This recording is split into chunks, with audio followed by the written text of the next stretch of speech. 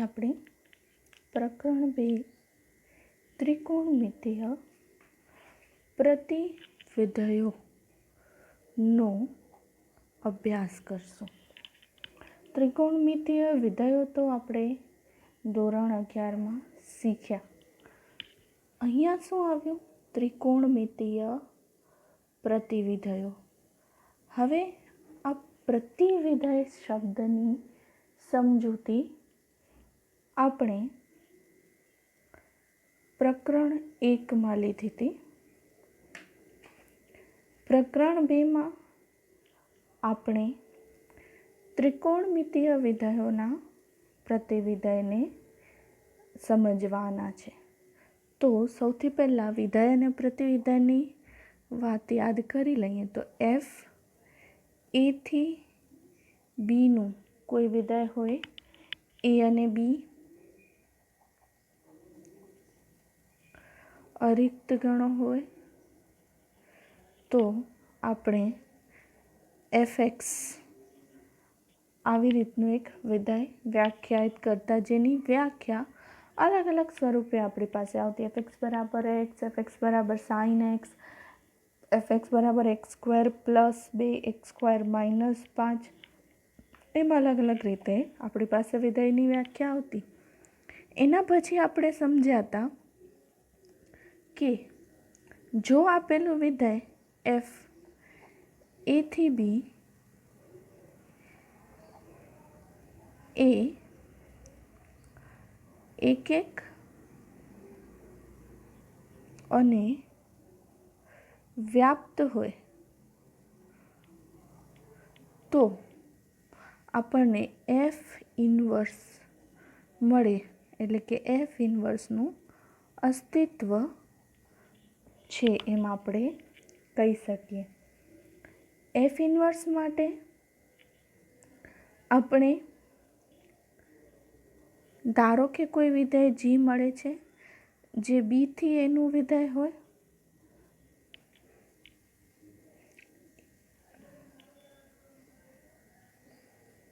જેનો પ્રદેશ છે એ એફનો વિસ્તાર થાય અને સહપ્રદેશ છે એ એફનો પ્રદેશ થાય. તો આવું કોઈ વિધેય મળે છે જેને આપણે એફના ઇન્વર્સ તરીકે ઓળખીએ છીએ. બીજું આપણે શીખ્યા હતા કે એફ ઇન્વર્સનો ફરીથી જો ઇન્વર્સ કરવામાં આવે, એટલે કે આપણે જીનો ઇન્વર્સ કરીએ તો આપણને વિધેય એફ મળે છે. એફ ઇન્વર્સ અને એફના સંયોજન તરીકે તદેવ વિધેય આવે છે. આ બધી જ બાબતો આપણે જ્યારે પ્રકરણ 1માં પ્રતિવિધેય સમજવાની શરૂઆત કરી ત્યારે ચર્ચા કરી હતી. આ ચેપ્ટરમાં હવે આપણે સાઇન, કોસ, ટેન, કોટ, સેક અને કોસેક આ ત્રિકોણમિતીયના વિધયોના પ્રતિવિધયોનો અભ્યાસ કરવાનો છે. તો સૌથી પહેલાં યાદ કરી લઈએ કે સાઇન વિધેય એ તમને આરથી -1 પરનું મળે છે. કોસ વિધેય આરથી -1, ટેન વિધેય ટેનનો પ્રદેશ આરમાંથી સાઇનના શૂન્યો કોસના શૂન્યો છેદમાં છે, એટલે કોસના શૂન્યો બાદ કરવાથી મળે છે થી આર. એવી રીતે કોટ આર માઇનસ સાઇનના શૂન્યો एक्स के જ્યાં एक्स बराबर n pi n belongs to Z थी R sec R minus x k જ્યાં एक्स बराबर अगेन कोसना शून्य 2n + 1 π/2 n belongs to z थी आर અને છેલ્લે કોસેક આર માઇનસ સાઇનના શૂન્ય એક્સ કે જ્યાં એક્સ બરાબર n pi n belongs to Z થી આર. હવે જો આપણે આ બધા વિધેયોના પ્રતિવિધેયોની વાત કરવી હોય તો સૌથી પહેલાં આ બધા જ વિધેયો કેવા હોવા જોઈએ? એક એક અને વ્યાપ્ત. જો આપેલું વિધેય એક એક અને વ્યાપ્ત વિધેય હોય તો જ આપણે કહી શકીએ કે એનું પ્રતિવિધેય અસ્તિત્વ ધરાવે છે. તો સાઇન સૌથી પહેલાં વાત કરીએ સાઇન વિધેય માટે. તો સાઇનનો આલેખ તમે બધા જ જાણો છો. સાઇનનો આલેખ થશે આવું કંઈક.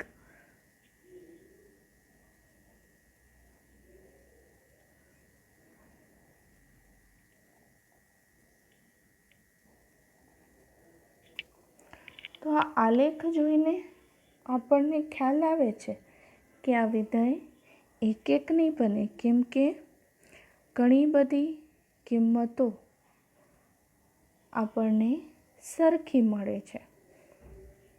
તો અહીંયા જો આપણે સાઇન ઇન્વર્સની વાત કરવી હોય તો આપણે આ વિધેયનો પ્રદેશ છે એ મર્યાદિત કરવો પડે. એટલે કે તમે આર ઉપર સાઇન એક એક નથી, આપણે સાઇનને એક એક બનાવવા માટે એના પ્રદેશને પહેલાં મર્યાદિત બનાવવો પડે. પ્રદેશને મર્યાદિત બનાવવો એનો મતલબ કે આપણે જાણીએ છીએ કે જો તમે આટલી વાત કરો તો એક પણ વખત સાઇનની કિંમત રિપીટ થતી નથી. એવી જ રીતે જો હું આટલા પ્રદેશની વાત કરું તો સાઇનની કિંમતો રિપીટ થતી નથી. એનો મતલબ કે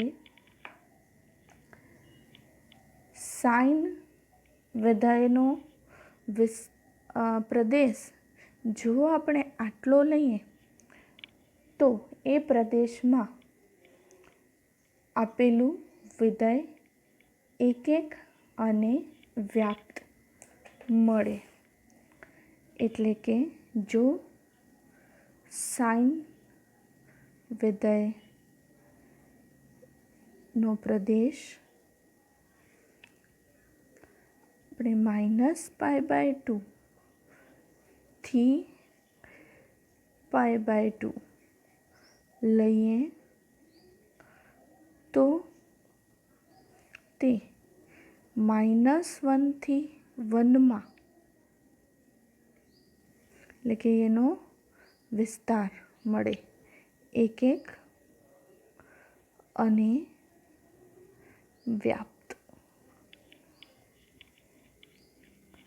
એવી જ રીતે -π/2 થી π/2ની જગ્યાએ જો હું -3π/2 થી -π/2 π/2 થી 3π/2 એવી રીતના મર્યાદિત પ્રદેશ લઈશ તો એ બધા અંતરાલોમાં પણ એક એક અને વ્યાપ્ત કયામાં -1 થી 1 એ વિધેય વ્યાપ્ત મળે છે.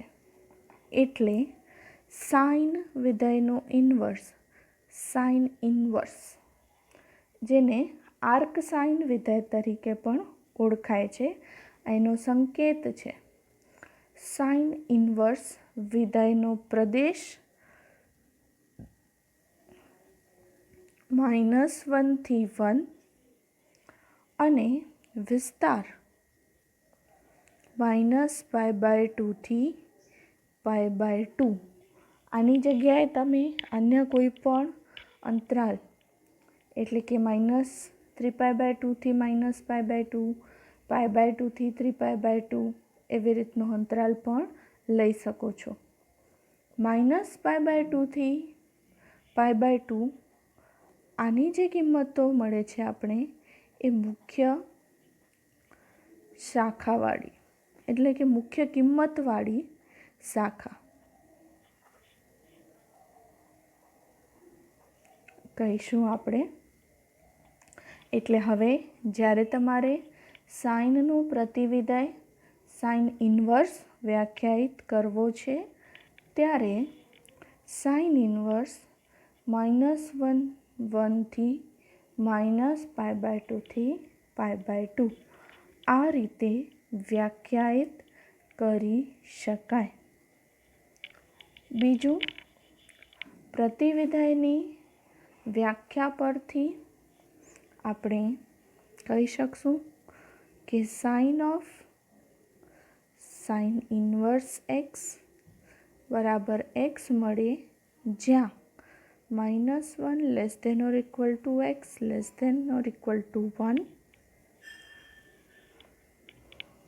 એટલે કે જો એક્સની કિંમત -1 થી 1ની વચ્ચે હોય એટલે કે સાઇન ઇન્વર્સના પ્રદેશમાં હોય તો આ બંનેનું પરિણામી આપણને એક્સ મળે છે. એવી જ રીતે જો sine inverse of sine x હોય તો પણ એક્સ થાય, પણ એના પર શરત શું હોવી જોઈએ કે આ એક્સની કિંમત -π/2 થી π/2ની વચ્ચે આવવી જોઈએ. એટલે કે આપણે એના જે મર્યાદિત પ્રદેશો કર્યા છે સાઇન ઇન્વર્સ માટે -1 થી 1 અને સાઇન માટે -π/2 થી π/2 એની વચ્ચે જો એક્સની કિંમત આવતી હોય તો આપણે કહી શકીએ કે આ વિધેયો આપેલા આપણે પ્રતિવિધેયોને વ્યાખ્યાયિત કરી શકીએ છીએ. બીજું, જો તમારી પાસે સાઇન ઇન્વર્સ એક્સ બરાબર વાય આવું કાંઈ પદ આવે છે તો એને તમે સાદુરૂપ આપીને એક્સ બરાબર સાઇન વાય લખી શકો છો. આ પણ બહુ અગત્યનો મુદ્દો છે જેને તમારે ઘણી બધી જગ્યાએ ઉપયોગમાં લેવાનો આવશે. તો હવે આપણે દરેક ત્રિકોણમિતીય પ્રતિવિધેયોને મુખ્ય કિંમતવાળી શાખા એટલે કે એમના પ્રદેશ અને વિસ્તાર સાથે સમજીએ. સાઇન ઇન્વર્સ માટે પ્રદેશ છે -1 થી 1 અને સહપ્રદેશ થશે એટલે કે જેને આપણે વિસ્તાર પણ કહીશું -π/2 થી π/2. વિસ્તાર એટલે કહી શકીએ છીએ કે એક અને વ્યાપ્ત વિધેય લીધું છે અને વ્યાપ્ત વિધેય માટે સહપ્રદેશ અને વિસ્તાર સરખા થાય છે. પછી કોસ ઇન્વર્સ -1 થી 0π. અહીંયા આપણે જે કોસનો વિધેયનો પ્રદેશ મર્યાદિત કર્યો છે એ છે 0π. તો કોસ ઇન્વર્સ માટે એ બની જશે એનો વિસ્તાર. એના પછી કોસેક ઇન્વર્સ r - વિવૃત અંતરાલ -1 થી સંવૃત અંતરાલ -π/2 થી π/2 -0. એના પછી સેક ઇન્વર્સ r - વિવૃત અંતરાલ -1 થી સંવૃત અંતરાલ 0 પાઈથી -π/2 એટલે જે આ અંતરાલમાં એનો જે શૂન્ય આવે છે એ આપણે બાદ કરીએ છીએ. ટેન ઇન્વર્સ માટે આરથી વિવૃત અંતરાલ -π/2 થી π/2 અને કોટ ઇન્વર્સ માટે આરથી વિવૃત અંતરાલ 0 થી π. આ કોષ્ટક બહુ અગત્યનું છે, તમારે આ કોષ્ટક યાદ રાખવાનું છે. કેટલીક અગત્યની નોંધ જે અહીં આપેલી છે એના પર પણ એક નજર નાખી લઈએ. સૌથી પહેલું, સાઇન ઇન્વર્સ એક્સ અને સાઇન એક્સ ઇન્વર્સ, આ બંનેમાં ફરક છે. સાઇન એક્સનો ઇન્વર્સ એટલે સાઇન એક્સનો વ્યસ્ત, 1/sin x, આ -1 બતાવે છે. જ્યારે સાઇન ઇન્વર્સ એક્સ આ આપણને એના પ્રતિવિધેયનું નિર્દેશ કરે છે. આ તથ્ય બાકીના ત્રિકોણમિતીય વિધેયો માટે પણ સત્ય છે. એટલે કે tan ઇન્વર્સ એક્સ અને tan x શાખાનો ઇન્વર્સ આ બંને અલગ અલગ વસ્તુઓ છે. જ્યારે પણ ત્રિકોણમિતીય પ્રતિવિધેયની કોઈ શાખાનો ઉલ્લેખ ના કરેલ હોય ત્યારે આપણે તે વિધેયની મુખ્ય કિંમતવાળી શાખા જ સમજીશું. એટલે કે જ્યાં સુધી આપણી પાસે કોઈ ચોખવટ ન હોય ત્યાં સુધી આપણે આ કોષ્ટકને જ ધ્યાનમાં લઈ અને એના અંતરાલોનો જ ઉપયોગ કરશું. ત્રીજી નોંધ, ત્રિકોણમિતીય પ્રતિવિધેયનું મૂલ્ય મુખ્ય કિંમતવાળી શાખાના વિસ્તારમાં હોય તો તેને આપણે તે ત્રિકોણમિતીય પ્રતિવિધેયની મુખ્ય કિંમત કહીશું. બરાબર છે? તો હવે આ ત્રિકોણમિતીય પ્રતિવિધેયો માટેના કેટલાક ઉદાહરણો સમજીએ. ઉદાહરણ 1, સાઇન ઇન્વર્સ 1/√2 ની મુખ્ય કિંમત મેળવો. સૌથી પહેલાં આપણે ધોરણ 11માં ત્રિકોણમિતીય સમીકરણો ઉકેલવાની રીત શીખ્યા હતા. થોડું ઘણું એવું જ કંઈક અહીંયા વિચારવાનું છે. સાઇન ઇન્વર્સ 1/√2 આપણે શોધવાનું છે. એટલે કે કયા ખૂણા માટે તમને સાઇનની કિંમત 1/2 મળે છે એનો વિચાર આપણે કરવાનો છે. ધારો કે સાઇન ઇન્વર્સ 1/√2 બરાબર y. આથી સાઇન y બરાબર 1/2. હવે આપણે જાણીએ છીએ કે સાઇન ઇન્વર્સ વિધેયની મુખ્ય કિંમતવાળી શાખાનો વિસ્તાર -π/2 થી π/2 છે.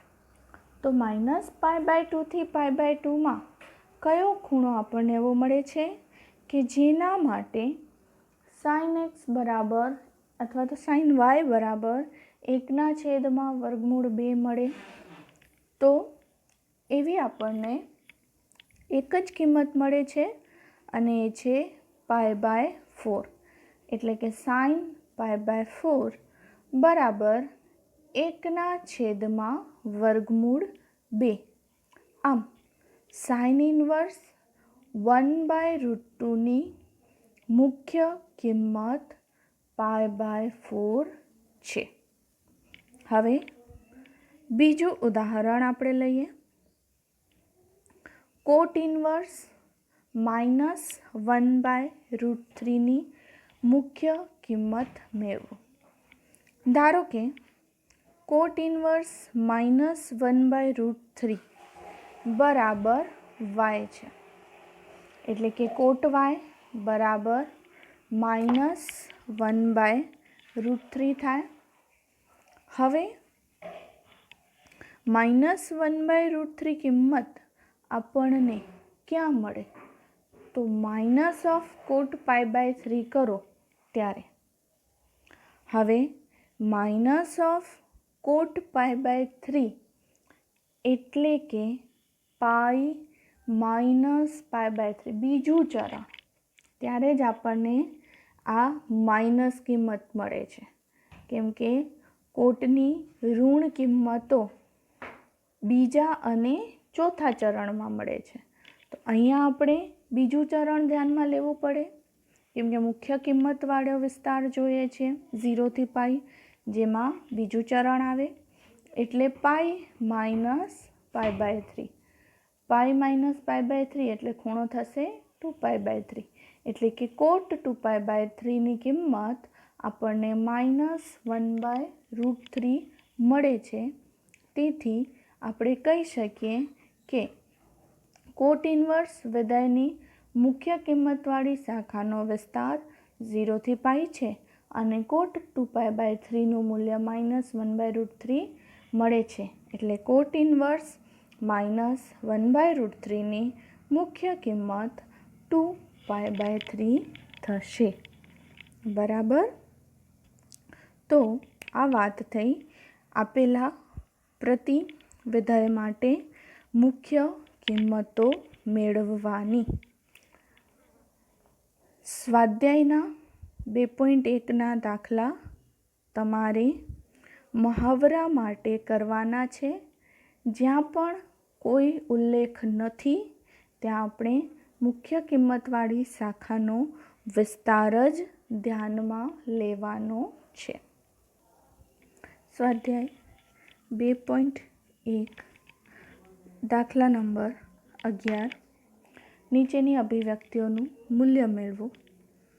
tan inverse 1 cos inverse -1/2 plus sin inverse -1/2. તો સૌથી પહેલાં તો આપણે અલગ અલગ tan ઇન્વર્સ 1, cos ઇન્વર્સ -1/2 અને sin ઇન્વર્સ -1/2ની કિંમતો મેળવીએ, પછી એને આપણે સાદુરૂપ આપી દઈશું. તો પહેલું tan ઇન્વર્સ 1 અત્યંત સરળ, આપણે સીધો પણ જવાબ આપી શકીએ π/4, પણ આપણે tan ઇન્વર્સ 1ની જગ્યાએ tan π/4 લખી શકાશે. હવે આ π/4 છે એ એની મુખ્ય કિંમતવાળી શાખામાં આવે છે, બરાબર છે ને, એટલે tan ઇન્વર્સ 10નું પરિણામ આપણને સીધું π/4 મળે. ત્યાર પછી cos ઇન્વર્સ -1/2.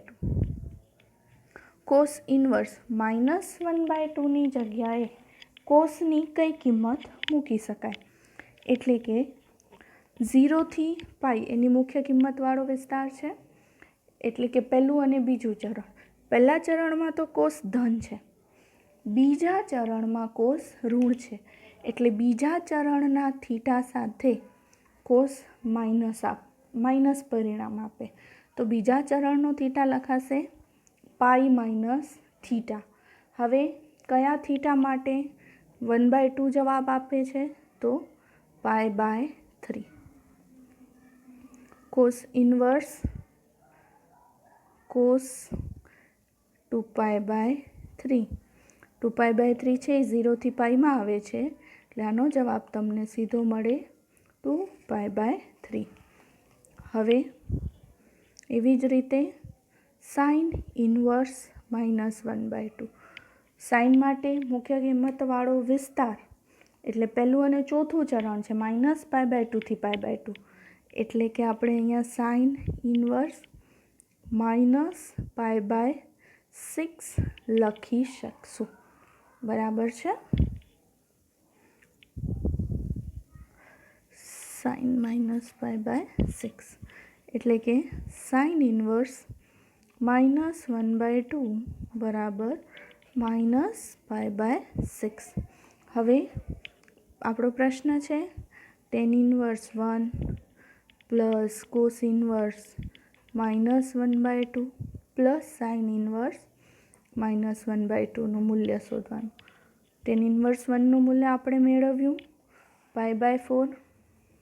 ત્યાર પછી કોસ ઇન્વર્સ 1/2નું -1/2 મેળવ્યું 2π/3 એટલે પ્લસ 2π/3 અને સાઇન ઇન્વર્સ -1/2નું મૂલ્ય મેળવ્યું -π/6. આને તમે સાદુરૂપ આપશો લસા લઈને તો જવાબ તમારી પાસે મળશે